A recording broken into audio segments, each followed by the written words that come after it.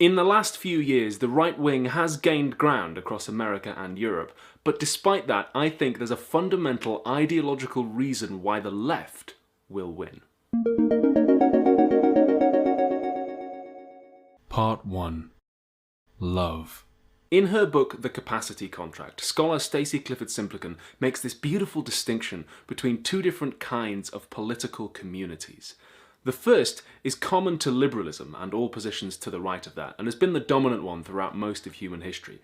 We'll call them communities of strength. It's when you say to somebody, you're in my political team because you can do something, because you're strong, because you're fast, intelligent, because you speak the same language as me, because you have the potential for greatness in you, because of your heritage or your genes or whatever. That's why we're together, because we're strong in the same way, and if people want to be a part of our community, then they have to also be strong in that way. Think about the way that a lot of the discourse surrounding immigration turns on what immigrants can do for the country. Can they pay taxes? Can they work hard? Do they have the right skills? And so on. That portrays society as a community of strength. In contrast, the left has the potential, although we don't always use it, to create a fundamentally different and entirely incompatible kind of political family.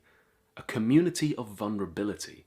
Where we say to somebody, you're on our team, not because of what you can do, or because you can work hard, or speak English, or anything like that, but because we both need something. We both need healthcare, shelter, justice, time off from work, to fall in love with someone without being afraid that we'll be discriminated against because of who it is that sweeps us off our feet. But okay, there are these two different kinds of communities of strength and communities of vulnerability. Why do I think communities of vulnerability are ultimately going to win out?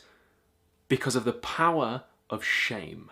In his book On Escape, the philosopher Emmanuel Levinas discusses the shame of vulnerability. Shame arises each time we are unable to make others forget our basic nudity. It is related to everything we would like to hide and that we cannot bury or cover up. This preoccupation with dressing to hide ourselves concerns every manifestation of our lives, our acts, and our thoughts. We are so ashamed of our vulnerabilities. As an example, a few years ago, I had to have surgery on my left leg, and for a while afterwards, I had to walk with a walking stick, and I was totally humiliated by it. I was really ashamed that I was, 20 and I couldn't walk properly. I felt like an old man, And actually, I pushed myself too hard before I really recovered, and the surgical wound became infected.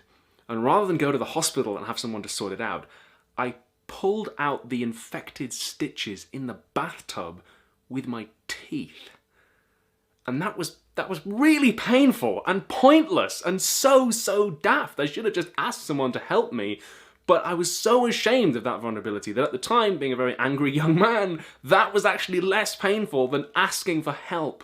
But it's not just other people from whom we seek to hide our vulnerabilities. One seeks to hide from the others, but also from oneself. We see in shame its social aspect. We forget that its deepest manifestations are an eminently personal matter. The necessity of fleeing in order to hide oneself is put in check by the impossibility of fleeing oneself. And the thing is, human beings are always going to be vulnerable. We're always going to get old. We're always going to get sick. We're always eventually going to die. We're going to grieve. We're going to hurt the people we love without really meaning to. We're going to get anxious and we're going to get afraid.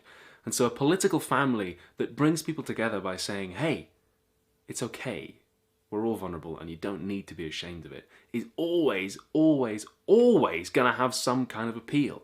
Vulnerability is the beginning of true solidarity. Let us realize that the arc of the moral universe is long, but it bends toward justice. Even in the most starry-eyed white supremacists' dream future, where everyone has 3 white children and traditional housewives chug gin to suppress the knowledge that they're complicit in their own dehumanization, people are still going to be vulnerable, and they're still going to be drawn to ideologies that say, hey, that's okay. That's actually why punching Nazis, whatever you think of it morally and practically as a tactic, is ideologically quite a clever move, because nothing exposes the lie of somebody crowing about how they're the super strong master race faster than getting their arse handed to them. It's a community of strength that builds up its strength so much that it can't take a hit. Even a trade union, right? Organised labour, the hallmark of the left, which is arguably a kind of community of strength, begins with the workers realising that they have shared vulnerabilities that their bosses don't have. and working together to support each other through that. It's slightly cliche to bring up 1984 in a political chat, but I've got a bit of a different take on the bleakest bit of the book.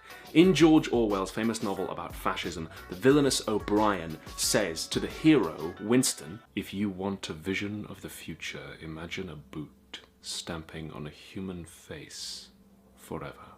That's a disturbing image, but I think that there is hope even in that, because by O'Brien's own admission, the oppression of the party will have to continue being done forever. It will never stop. The party can never ultimately win. It can just keep fighting. The oppression has to be continuously forced, which means it isn't naturally occurring. It's not inevitable. It could, in theory, be changed. And although the bad guys do win at the end of the novel, it's notable that Winston only begins resisting when he makes himself vulnerable to Julia by falling in love